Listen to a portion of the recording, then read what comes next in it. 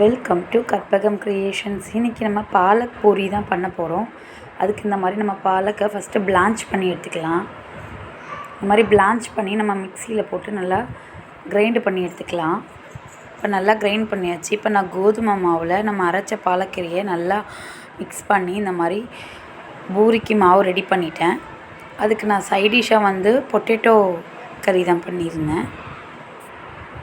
இப்போ நான் இந்த மாதிரி பாலக்கீரையை பூரி ஷேப்ஸில் நல்லா உருட்டி எடுத்துகிட்டு நம்ம நல்லா மிதமான சூட்டில் வச்சு நம்ம பொரிச்சு எடுக்கணும்.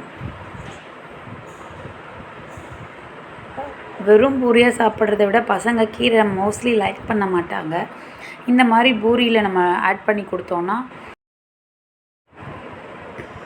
கீரை சாப்பிட்ட மாதிரி இருக்கும், பூரி சாப்பிட்ட மாதிரி இருக்கும். அதனால் நம்ம குட்டீஸ்க்கு இந்த மாதிரி நம்ம ட்ரை பண்ணி கொடுக்கலாம். நீங்களும் வீட்டில் இந்த மாதிரி ட்ரை பண்ணி கொடுங்க ஃப்ரெண்ட்ஸ். வீடியோ பிடிச்சிருந்தால் லைக் பண்ணுங்கள், ஷேர் பண்ணுங்கள், சப்ஸ்கிரைப் பண்ணுங்கள். தேங்க்யூ ஃபார் வாட்சிங்.